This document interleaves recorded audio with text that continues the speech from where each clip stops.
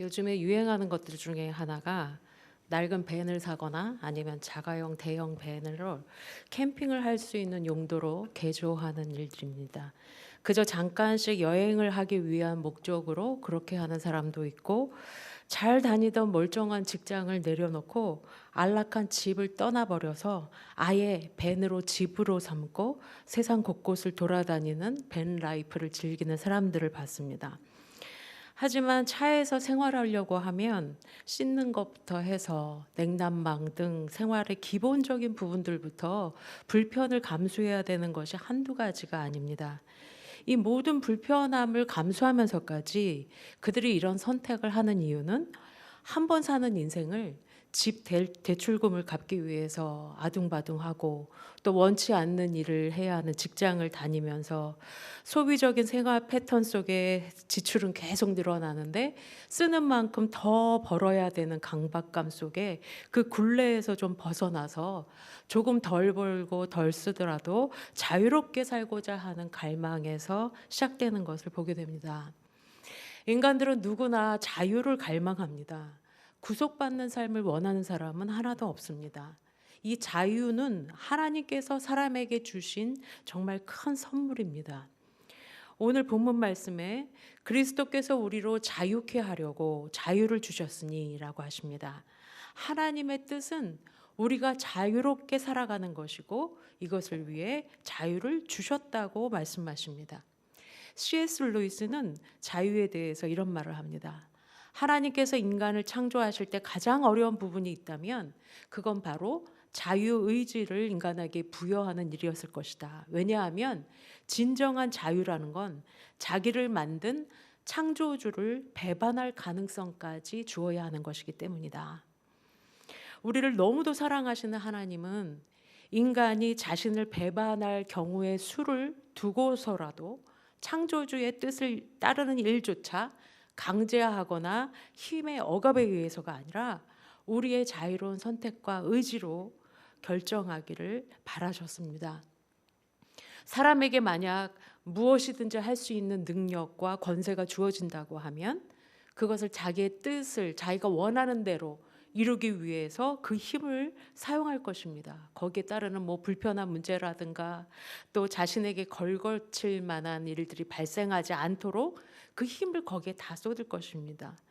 그런데 온 땅의 만물의 주인이시고 모든 것을 하실 수 있는 전지전능하신 하나님은 일부러도 인간을 그런 식으로 만들지도 않으셨고 그런 식으로 대우하지도 않으셨습니다. 인간을 당신을 위한 로봇으로 만들지 않으셨습니다.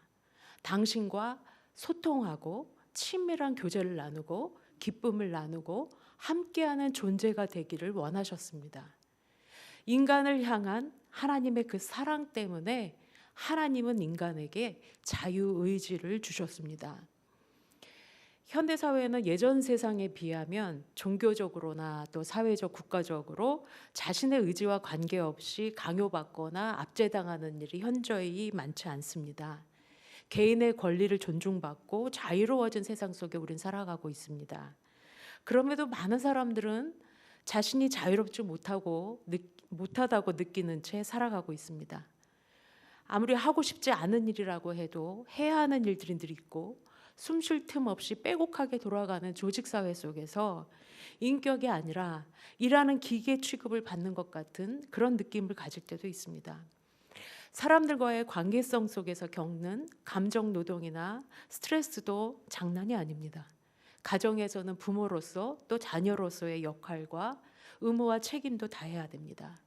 그 밖에도 여러 가지 이유로 세상의 굴레 속에 살아가는 현대인들 역시 여전히 자유를 갈망하고 찾고 있습니다.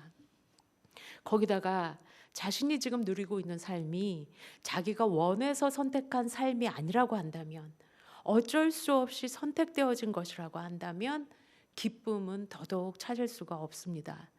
자발적으로 원하는 일이라면 며칠 밤을 새서 잠을 못 자고 한다고 해도 행복할 터인데 억지로 하는 일에는 인간이 기쁨을 맛볼 수 없습니다.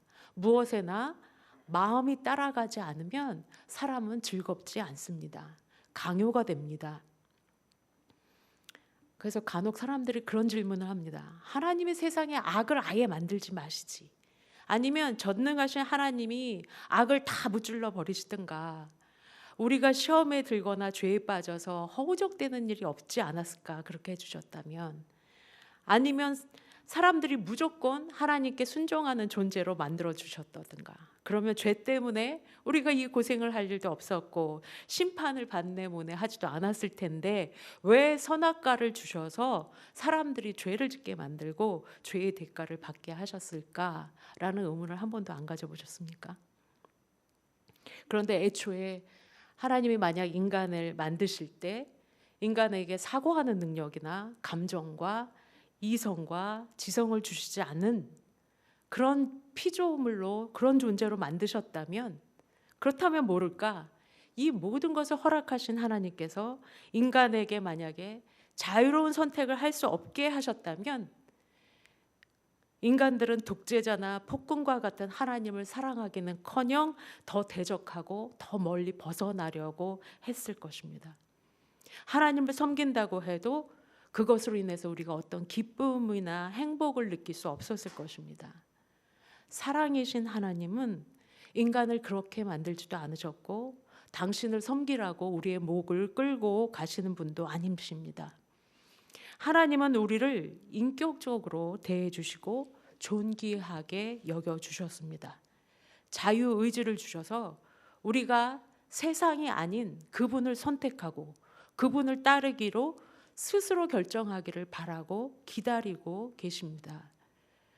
그런데 사실은 우리가 이 하나님을 따르기로 결정하는 일조차도 내가 아니요 하나님의 은혜로 가능하게 하십니다. 내가 하나님을 선택한 것 같지만, 내가 내 발로 예배의 자리를 찾은 것 같지만 실은 하나님이 먼저 우리를 찾아오신 것을 우리가 발견했을 뿐입니다. 내가 하나님을 따르는 것 같지만 하나님이 우리를 새롭게 하사 주를 따를 수 있도록 은혜를 주신 것입니다. 우리가 죄인 되었을 때에 그리스도께서 우리를 위하여 죽으심으로 하나님께서 우리에게 대한 자기의 사랑을 확증하셨느니라 말씀하십니다. 하나님이 택하신 부르심에 우리는 그저 우리의 의지로 응답했을 뿐입니다. 이렇게 우리의 자유의지를 사용해 하나님을 따르는 일이 있을 때 우리가 예배를 하든 주님을 섬기든 이웃을 섬기든 나의 일을 하든 그것이 우리의 기쁨이 되고 힘이 되어집니다. 시편 51편 12절 주의 구원의 즐거움을 내게 회복시키시고 자원하는 심령을 주사 나를 붙드소서. 죄 중에 있는 우리는 우리를 먼저 찾아오신 주님을 붙들 능력조차 없기에 우리에게 자원하는 마음을 주십사라고 기도드릴 수 있어야 합니다. 하나님께서 우리를 사랑하시고 죄에 빠진 우리를 구원하시는 방식 역시 그랬습니다.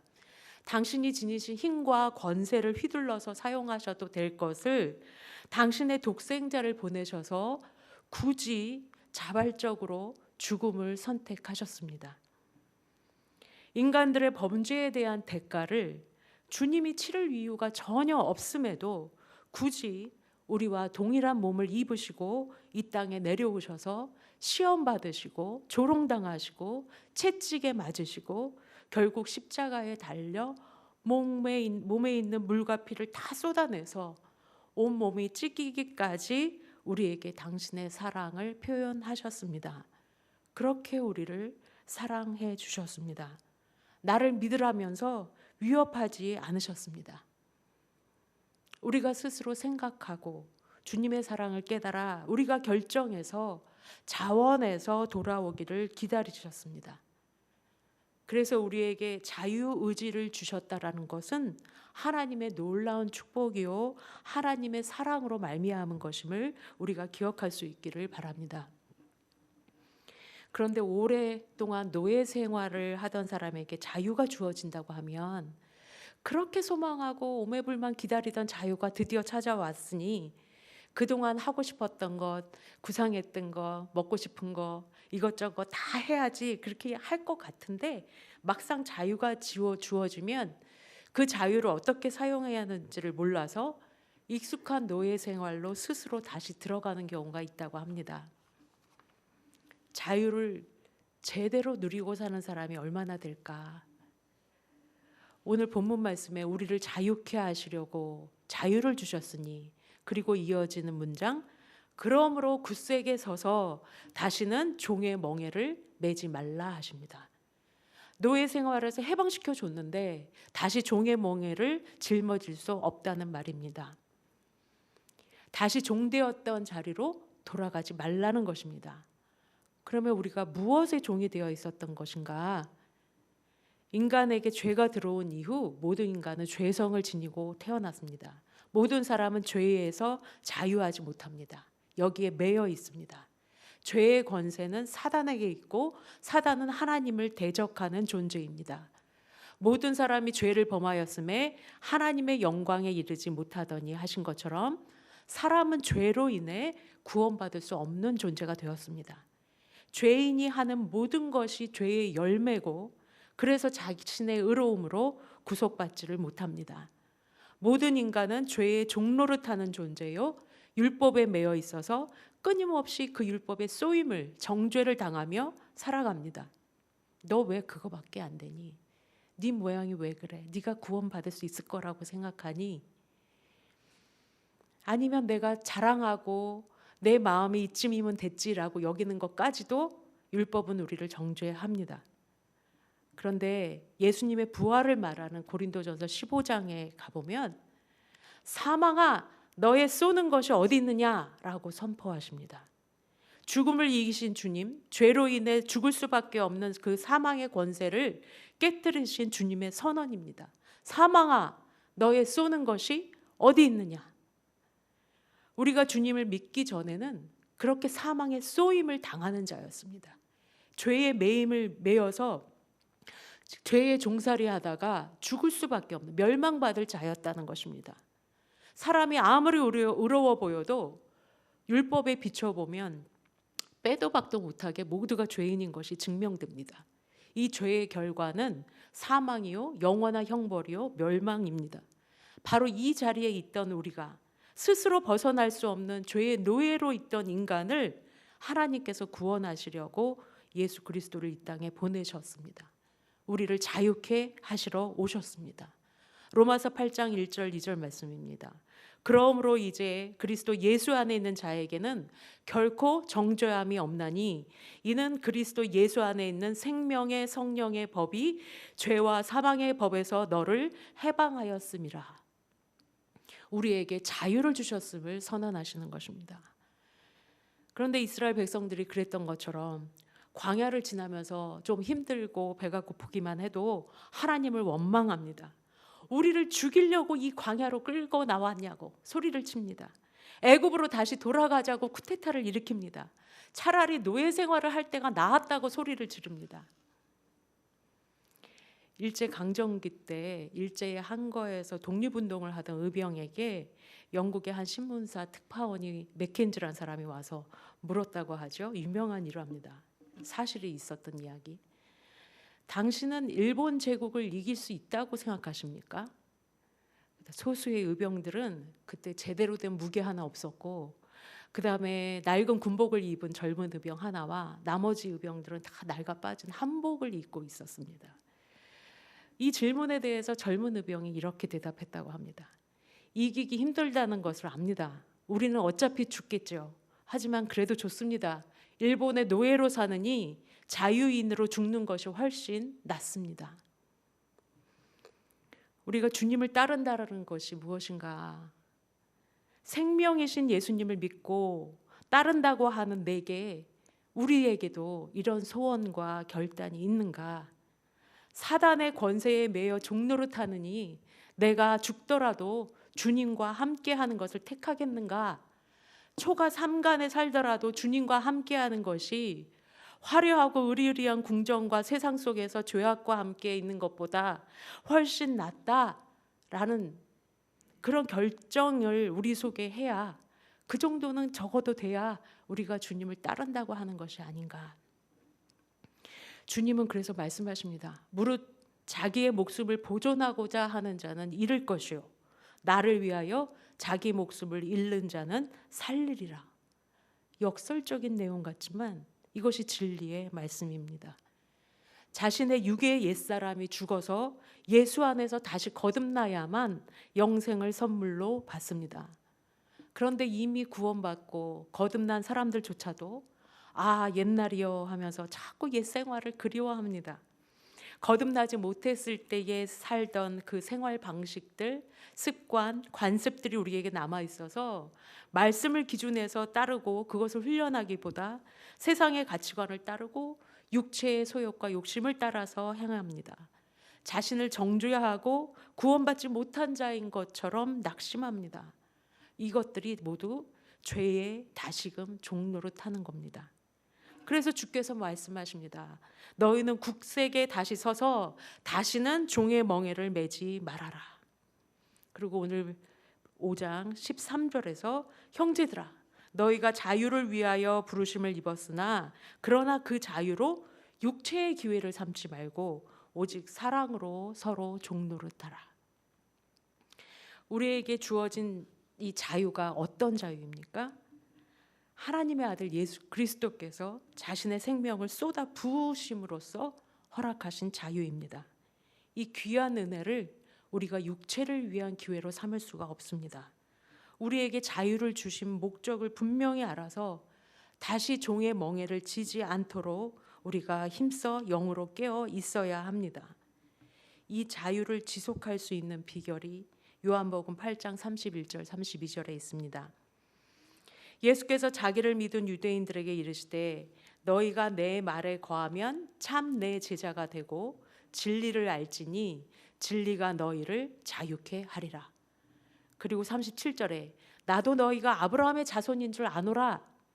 그러나 내 말이 너희 속에 있을 곳이 없으므로 나를 죽이려 하는도다 하고 바리새인들을 향해서 말씀하십니다.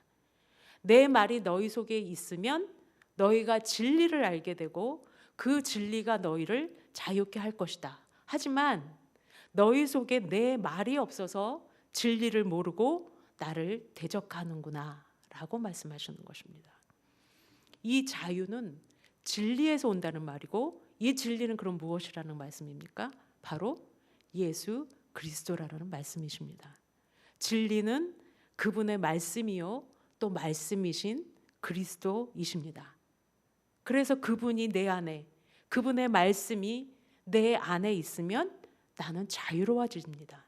다시 말해서 그리스도와 그의 말씀을 떠나서는 우리가 참 자유를 알 수 없습니다. 세상 사람들은 반대로 생각합니다. 이것이 이해가 되지 않거든요. 오히려 주의 말씀에 매여 주일이면 꼬박꼬박 교회 가고 매일 성경 보고 새벽 기도하고 불쌍하게 여깁니다. 왜 저렇게 매여 사나? 우린 진짜를 알지 않습니까? 우리가 얼마나 자유한지, 세상에 살아가는 사람들이 얼마나 자유롭지 못한지, 그들의 영혼이 사단 마귀에게 매여 있는지 우리는 보아 압니다. 가지가 나무에 붙어 있을 때 생명을 공급받아서 싹이 나고 꽃이 피고 열매를 맺게 됩니다. 하지만 가지가 나무에서 떨어지게 되면 그저 말라 비틀어져 죽을 뿐입니다. 주님이 내 안에, 내가 주님 안에 거할 때 참 자유함을 주십니다. 세상은 끊임없이 우리를 유혹합니다. 더 가져봐. 이거를 가져봐. 이 집에 살아봐. 이 정도의 권력을 소유해봐. 그러면 네가 행복해질 거야. 하지만 모든 것을 소유하고 모든 것을 누려도 그곳에 주님이 계시지 않다면 그곳이 바로 지옥입니다. 실정법을 거스리는 죄를 짓지 않아도 또 선행을 아무리 많이 한다고 해도 주님이 계시지 않은 자리는 죄의 자리입니다. 진정한 자유와 평안이 없습니다. 값비싼 스포츠카를 끌고 바닷가로 달려가서 요트를 타고 바다를 누빈다 해도 또 호화로운 별장을 짓고 평화로운 시간을 보낸다고 해도 세상의 모든 것을 남부러워할 것을 다 가지고 있다고 해도 그것이 그 사람의 영혼을 자유롭게 하지 못합니다. 이거는 다른 문제입니다. 예수님께서 이 땅에 오셔서 공생애를 지내시는 동안에 하셨던 사역 역시 자유를 위한 사역이셨습니다. 주님이 이 땅에 오신 이유를 스스로 이렇게 밝히셨습니다. 주의 성령이 내게 임하셨으니 이는 가난한 자에게 복음을 전하게 하시려고 내게 기름 부으시고 나를 보내사 포로된 자에게 자유를, 눈먼 자에게 다시 보게 함을 전파하며 눌린 자를 자유케 하고 주의 은혜의 해를 전파하게 하려 하심이니라. 예수님께서 이 땅에서 주로 하신 사역은 귀신을 쫓아내는 축기 사역을 포함해서 수많은 병자들 그리고 죽은 사람들까지도 살려주시는 치유의 사역이었습니다. 영적으로 육적으로 매여 있는 것에서 해방시키는 사역입니다. 그리고 말씀을 가르치는 말씀 사역, 여러 지역을 다니시면서 하나님의 나라를 전하는 전도 사역을 행하셨습니다. 영적으로나 또 육체적으로나 질병으로나 그 악한 영에게다 매여 있는 이 모든 것에서부터 해방시켜 주셨고, 또 하나님의 복음과 하늘의 메시지를 통해서 율법으로부터 매여진 그것으로부터 자유케 해 주셨습니다. 자유를 위한 사역을 하셨습니다. 바울과 실라가 귀신 들린 여종 하나의 그 귀신을 쫓아내었습니다. 그랬다가 큰 봉변을 당합니다. 그 여종을 이용해서 점을 치게 만들어서, 귀신도 신령하잖아요. 그걸 이용해서 점을 치고 많은 이득을 벌어서 그 이득이 여종한테 간 게 아니라 그것을 챙겼던 주인들이 귀신을 쫓아냈으니 이제 점을 못 치니까 이 바울과 실라를 고발하게서 옥에 가둬버린 거예요. 그래서 이들의 발을 쇠고랑에다가 착고에 든든히 채웠더라. 꼼짝 못하게, 옴짝달싹도 못하게 만들었습니다. 깊은 옥중에 갇힌 이 죄수의 신분으로도 바울과 실라는 거기서도 주님과 함께합니다. 기도하고 찬송을 불렀다고 했습니다. 그랬더니 호련히 지진이 일어나더니만 옥토가 흔들리고 매였던 쇠사슬이 끊겨지고 옥문이 활짝 열렸습니다. 사람들이 자유하게 되었습니다. 그 본문의 표현, 사도행전 16장의 표현대로 말씀드리면 문이 곧 다 열리며 모든 사람의 매인 것이 다 벗어진지라. 우리가 진리 대신 주님 안에 거할 때 사람 스스로 풀 수 없었던 모든 매인 것으로부터 자유케 되고 모든 굳게 닫혀진 문이 열리게 됩니다. 주님은 우리가 영적으로 또 혼과 육적으로 매여있던 모든 것들, 우리에게 올무되었던 모든 부분들을 풀어주시고 끊어주시는 분이십니다. 그래서 자유를 주십니다. 이것이 복음의 능력이요 십자가의 능력입니다. 그런즉 누구든지 그리스도 안에 있으면 새로운 피조물이라. 이전 것은 지나갔으니 보라 새 것이 되었도다. 크리스찬은 더 이상 죄에 매인 사람이 아닙니다. 자신에게도 매이지 않습니다. 과거의 상처에 매이고 물질에 매이고 세상의 성공에 목매는 사람이 아닙니다. 사단의 권세에는 더더욱 매여 있지 않습니다. 사람들은 무슨 문제가 생겨서 어떻게 해야 될지 또 답답하면은 찾아가는 곳이 있죠. 용하다고 하는 점쟁이를 찾아갑니다.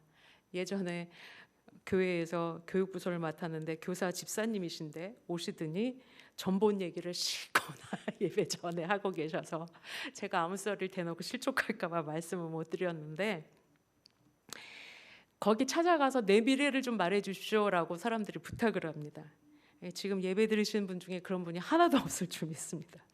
사단에게서 놓여진 사람이 사단을 찾아가서 내 미래를 좀 봐주십시오 하는 악한 일입니다. 여러분, 재미로도 보지 마십시오. 재미로 본다 해도 거기에 사람이 이상하게 매입니다. 거기서 들은 말이 계속 생각나고 올무가 되어지는 것들을 많이 봤습니다. 그 말대로 이루어져도 그렇고 이루어지지 않아도 이게 언제 이루어질래나 하고 매여 있습니다. 그걸 뭐 두렵고 떨려서가 아니라 거기를 찾아가는 일이 바르지 않습니다. 하나님이 기뻐하시지 않습니다. 세상 사람들은 점수를 행하고 부정탄다고 고사도 지내고 앵마기를 한다고, 그래서 부적을 써서 베개보 밑에 깔고 가방에 넣고 다니고 주머니 속에 옷에 소지하고 어떤 네이 속에도 넣고 다니고 하지만 그것이 사람을 지켜주지 못합니다. 그 모든 것이 사단에게 나를 주장하십시오라고 내놓는 것입니다. 우리는 그 모든 사단의 역사로부터, 권세로부터 해방된 사람들입니다. 예수님의 권세는 사단이 감히 건드릴 수도 넘볼 수도 없는 가장 강력한 권세입니다. 예수님이 우리의 과거고 현재고 미래이십니다. 모든 걸 아시고 모든 걸 하실 수 있으신 분이십니다. 그걸 믿지 못하고 당장 응답이 없다고, 눈에 보이는 게 없다고, 귀신에게 자신의 미래를 좀 봐달라고 하는 것, 영적으로 가증한 짓입니다. 불신앙입니다. 크리스찬에게는 작은 징크스라는 것도 사실 없습니다. 옛 어른들은 그릇이 깨지면 불길한 일이 생긴다고 생각해. 저희 어머니도 그릇 깨지면 그날 하루를 굉장히 조심하셨어요. 저는 요새 설거지하다 그릇이 깨지면 아싸 새 거 하나 사야지. 매일 이유가 없습니다. 저도 성악을 대학 때도 전공했지만 성악과 출신 운동하는 사람 못지않게 징크스가 있어요. 시험 전에 뭐 오디션 전에 뭘 하지 말고 뭘 조심하고 뭐 이런 거 우리에게 아무것도 없습니다. 매일 수 있는 것이 없는 사람들이 크리스찬입니다.